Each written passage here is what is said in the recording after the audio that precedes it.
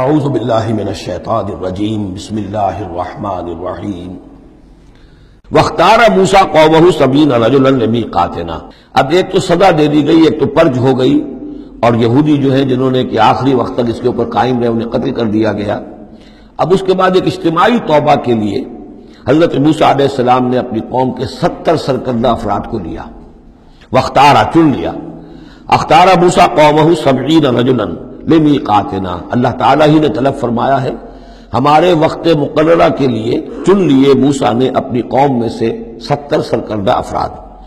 فلما اخذتهم الرجفۃ، جب وہ آئے ہیں کوہ طور پر یا اس کے قریب، تو ان کے اوپر کپ کپی طاری ہو گئی یا زلزلے نے آ پکڑا، یعنی وہ ایک سخت ترین جو ہے ان کے لیے پھر خوفناک صورت پیدا کر دی گئی۔ قال رب، حضرت موسیٰ نے عرض کیا پروردگار، لو شئت اہلکتہم من قبل وایایا، اگر تیری مشیت یہی تھی تو اس سے پہلے ہی ہمیں بھی ہلاک کر سکتا تھا، مجھے بھی کر سکتا تھا، انہیں بھی کر سکتا تھا۔ خطا کار تو ہم ہیں، غلطی ہوئی ہے، لیکن بہرحال ہم نے اتنا بڑا کفارہ بھی دے دیا ہے، اپنی قوم کے اتنے لوگوں کو اپنے ہاتھوں ذبح بھی کیا ہے، لیکن یہ کہ اگر ہلاک ہی کرنا تھا جو اس وقت شکل ہو رہی ہے تو پہلے قدم پر بھی تو ہلاک کر سکتا تھا۔ لو شئت اہلکتہم من قبل وایایا، اگر تو چاہتا تو ہلاک کر دیتا ان سب کو بھی اور مجھے بھی۔ اتہلکنا بما فعل السفہاء منا، کیا تم ہمیں ہلاک کر دے گا ہمارے کچھ بے وقوف لوگوں کی حرکت کی وجہ سے؟ ہمارے ہاں کچھ بے وقوف تھے جنہوں نے حرکت کی تھی، اور ان کی وجہ سے کیا پوری قوم کو ہلاک کر دے گا؟ ان ہی الا فتنتک، نہیں یہ تیری طرف سے ایک آزمائش ہے۔ تضل بہا من تشاء، تو گمراہ کرتا ہے اس کے ذریعے سے جس کو چاہتا ہے، وتہدی من تشاء، اور ہدایت دیتا ہے جس کو چاہتا ہے۔ انت ولینا، تو ہمارا ولی ہے، ہمارا ساتھی ہے، پشت پناہ ہے، مولا ہے۔ فاغفر لنا، بس ہمیں بخش دے، ہماری گناہ کو معاف فرما، ورحمنا، ہم پر رحم فرما، وانت خیر الغافرین، اور یقیناً تمام بخشنے والوں میں تو سب سے بہتر بخشنے والا ہے۔ واکتب لنا فی ہذہ الدنیا حسنہ وفی الآخرہ، ہمارے لیے اس دنیا کی زندگی میں بھی حسنہ لکھ دے، طے کر دے۔ اب دیکھیے یہ دعا کر رہے ہیں حضرت موسیٰ اپنی قوم کے لیے، بنی اسرائیل کے لیے، واکتب لنا فی ہذہ الدنیا حسنۃ وفی الآخرہ، وہی الفاظ ربنا آتنا فی الدنیا حسنۃ وفی الآخرۃ حسنۃ وقنا عذاب النار۔ تو لکھ دے، طے کر دے کہ ہمارے لیے دنیا میں بھی حسنہ ہو، آخرت میں بھی۔ انا ہدنا الیک، ہم تیری جناب میں توبہ کرتے ہیں، رجوع کرتے ہیں، جو خطا ہو گئی ہے اس کا اعتراف کرتے ہوئے معافی چاہتے ہیں۔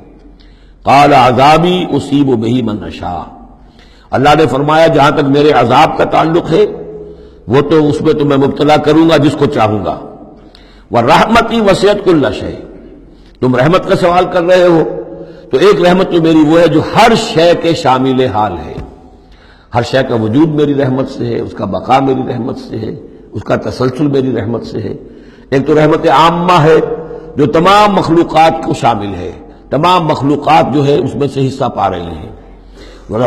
ورحمتی وسعت کل شیء فساکتبھا، اب یہاں مراد ہے خاص رحمت جس کے لیے تم کہہ رہے ہو، وہ رحمت تو میں لکھ دوں گا ان لوگوں کے لیے۔ اب یہ بہت اہم مقام یہاں آ رہا ہے، وہ اپنی رحمت میں خاص کر دوں گا، لکھ دوں گا، للذین یتقون، جو تقوی کی روش اختیار کریں، ویؤتون الزکاۃ، اور زکوٰۃ دیتے رہیں، والذین ھم بآیاتنا یؤمنون، اور جو لوگ ہماری آیات پر ایمان پختہ رکھیں۔ الذین یتبعون الرسول النبی الامی الذی یجدونہ مکتوبا عندہم فی التوراۃ والانجیل، جو اتباع کریں گے ہمارے امی نبی کی، جس کا کو رسول بنا کر بھیجا جائے گا، رسول نبی امی کا اتباع کریں گے، جسے وہ پائیں گے، الذی یجدونہ، جسے پائیں گے لکھا ہوا، مکتوبا عندہم، ان کے پاس، اپنے پاس، فی التوراۃ والانجیل، کہ وہ ان کے پاس اس کی پیشن گوئیاں، اس کے حالات، اس کی علامات تورات اور انجیل دونوں میں ہوں گی۔ تو جو لوگ ان کا اتباع کریں گے، نبی امی محمد الرسول اللہ صلی اللہ علیہ وسلم امیین میں سے اٹھائے گئے، اور آپ واقعتاً اس قوم میں سے تھے جس کے پاس کوئی کتاب نہیں تھی، کوئی شریعت نہیں تھی، ویسے بھی آپ نے دنیاوی اعتبار سے کوئی تعلیم حاصل نہیں کی، دنیاوی معیار کے اعتبار سے لکھنا پڑھنا آپ نہیں جانتے تھے، تو امی تھے۔ تو رسول نبی الامی، جو پیروی کریں گے میرے اس رسول کی جو نبی امی ہوگا، جسے یہ پائیں گے الذی یجدونہ مکتوبا، لکھا ہوا، جس کی علامات اور جس کی پیشن گوئیاں، عندہم فی التوراۃ والانجیل، ان کے پاس تورات اور انجیل دونوں میں، یامرہم بالمعروف، وہ انہیں نیکی کے حکم دے گا، وینہاہم عن المنکر، اور تمام بدیوں سے روکے گا، وَيُحِلُّ لَهُمُ الطَّيِّبَاتِ اور ان کے لیے تمام حلال چیزیں، پاک چیزیں حلال کر دے گا. یعنی جو ہم پڑھ چکے ہیں کچھ چیزیں تھیں کہ جو بنی اسرائیل پر ان کی شرارتوں کی وجہ سے بھی حرام کر دی گئی تھی، یہ تمام بندشیں اٹھا دے گا، تمام پاکیزہ چیزوں کو ان کے لیے حلال کرے گا. وَيُحَرِّمُ عَلَيْهِمُ الْخَبَائِثَ اور جتنی خبیث ناپاک چیزیں ہیں انہیں حرام قرار دے گا. وَيَضَعُ عَنْهُمْ إِصْرَهُمْ وَالْأَغْلَالَ الَّتِي كَانَتْ عَلَيْهِمْ اور ان سے اتار دے گا، دور کر دے گا، انہیں نجات دے گا ان کے بوجھوں سے اور ان کی ان توقوں سے کہ جو ان کے اوپر پڑے ہوئے ہوں گے. یعنی مختلف رسوم اور رواج، ان کے توق جو لوگ باندھ لیتے ہیں اپنے گلوں کے اندر. چاؤ چاؤ میں کچھ لوگ دولت والے جو ہیں وہ نئی نئی رسمیں ایجاد کرتے ہیں، نئے نئے تہوار ایجاد کرتے ہیں، نئی نئی جو ہے اور تقریبات کا چرچا ہو جاتا ہے. غریبوں کے لیے بھی ان کو پورا کرنا پڑتا ہے. شادی بیاہ کی یہ تقریبات ہیں. اب جن کے پاس حرام کی دولت کے انبار جمع ہیں ان کے لیے تو اپنی دولت مندی کے اظہار کا موقع ہے. کیسے پتہ چلے گا ہم دولت مند ہیں؟ اسی طریقے سے جیسے کہ ہندوؤں کے ہاں بنیے کی دولت یا لگتی تھی مکان پر یا بیاہ شادی پر، باقی کھانا پینا تو ان کے ہاں نہیں تھا، نہ اچھا پہننا، نہ اچھا کھانا، نہ اچھا پینا. لیکن مکان بنائیں گے تو عالیشان، اور دوسرے یہ کہ شادی کریں گے تو پھر ٹھاٹ کے ساتھ. یہی ہمارے ہاں بھی معاملے چلے آ رہے ہیں. وہ ہندوانہ پس منظر ہے اور اس میں رسومات ہیں. اب یہ امیروں کے لیے تو چونچلے ہیں، غریبوں کے لیے یہ اسر اور اغلال ہیں. اسر وہ بوجھ کو جن کو لے کے چل نہ سکے. نتیجہ کیا نکلتا ہے؟ بچیاں بیٹھی ہوئی ہیں، ہاتھ پیلے نہیں ہو سکتے، شادی نہیں ہو سکتی، نہ نومن تیل ہو، نہ رادہ ناچے، نہ سارے تقاضے پورے ہوں، نہ شادی ہو سکے. تو یہ جو اسر اور اغلال لوگوں نے، پھر یہ کہ جو سوشل ایوولوشن کہہ لیجئے یا جو بھی اس کے اندر تنزل ہوا ہے، جس کے نتیجے میں لوگوں کے اوپر طرح طرح کی قیدیں آ گئی ہیں. کہیں جو ہے وہ جاگیرداری نظام آ گیا ہے، اس کی قید ہے. کہیں بادشاہت ہے، امپیریلزم ہے، اس کی قید ہے. کہیں سرمایہ دار نظام ہے، اس کا تشدد ہے. تو محمد جب آئیں گے، یہ اللہ تعالیٰ فرما رہے ہیں، ان تمام قیدوں سے نجات دلائیں گے، ان تمام بوجھوں سے نوع انسانی کو نجات دیں گے، عدل اور قسط کا نظام قائم کریں گے. تو وہ چاہے رسومات کی شکل میں ہو اور چاہے یہ کہ ایک نظام ظالمانہ ایکسپلائٹیٹو اگر نظام ہے، ریپریسو نظام ہے، تو اس کو ہٹا کر فالذین آمنوا بہ. اب یہ جو الفاظ آ رہے ہیں اس آیت مبارکہ کے، یہ بہت اہم ہے. اس پر میرا ایک پورا کتابچہ موجود ہے کہ جس کا عنوان ہے نبی اکرم صلی اللہ علیہ وسلم سے ہمارے تعلق کی بنیادیں.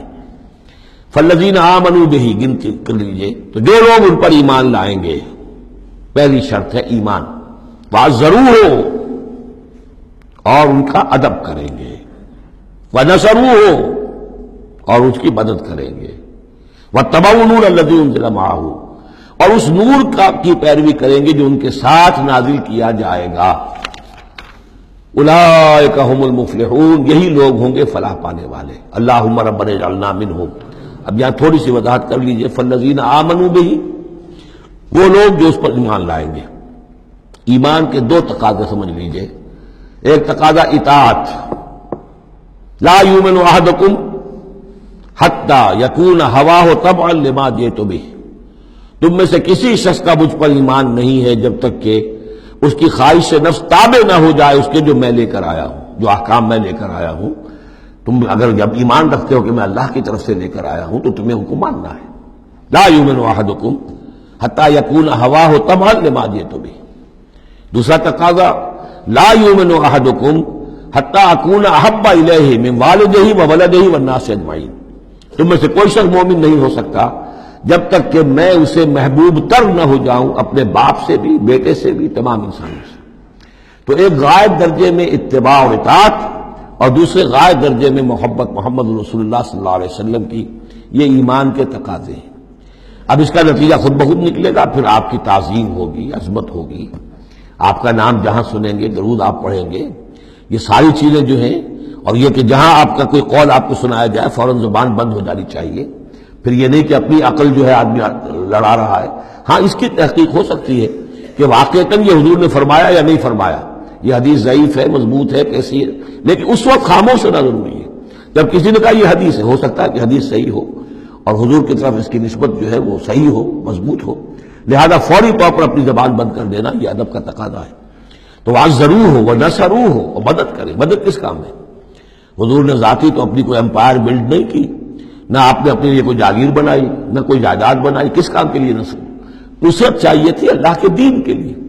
اس کے غلبے کی جد و جہد، اس کے لیے بھیجے گئے محمد صلی اللہ علیہ وسلم، هو الذی ارسل رسولہ بالہدی ودین الحق لیظہرہ علی الدین کلہ، اور اس کے لیے پکار ہے من انصاری اللہ، یہ میرا فرض منصبی ہے، اللہ کا دین مجھے غالب کرنا ہے، یہ میری ذمہ داری ہے، کون ہے جو میرا ہاتھ بٹھائے، میرا مددگار بنے؟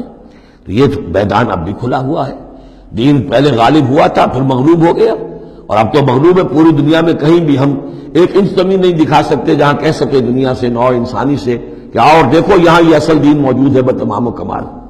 تو وہ مشن جو ہے محمد رسول اللہ صلی اللہ علیہ وسلم کا، وہ اب بھی زندہ ہے، لہذا اس کی مدد کرنی ہے۔ وَاتَّبَعُوا النُّورَ الَّذِي أُنزِلَ مَعَهُ، اور اس مشن کی تکمیل میں جو راستہ ہے، جو طریقہ اللہ نے بتایا ہے، وہ اس قرآن کے ذریعے سے ہے، تذکیر قرآن سے، تبلیغ قرآن کی، انذار قرآن سے، تبشیر قرآن سے، تعلیم قرآن کی، یتلو علیہم آیاتہ ویعلمہم الکتاب والحکمۃ ویزکیہم، اس کے ذریعے سے لوگوں کو کھینچو، لوگوں کو نکالو گندگیوں میں سے اور اندھیروں میں سے، لوگوں کے اندر ایمان کی شمع روشن کرو، پھر انہیں منظم کرو، جمع کرو، پھر باطل سے ٹکراؤ۔ فالذین آمنوا بہ وعزروہ ونصروہ واتبعوا النور الذی انزل معہ، تو جو لوگ ان پر ایمان لائیں گے اور ان کی تعظیم کریں گے اور ان کی مدد کریں گے اور اس نور کی پیروی کریں گے جو ان کے ساتھ نازل کیا جائے گا، یعنی قرآن مجید حضور کے ساتھ یہ نازل کیا گیا، بھیجا گیا، اولئک ھم المفلحون، یہی لوگ ہوں گے فلاح پانے والے۔ صدق اللہ العظیم۔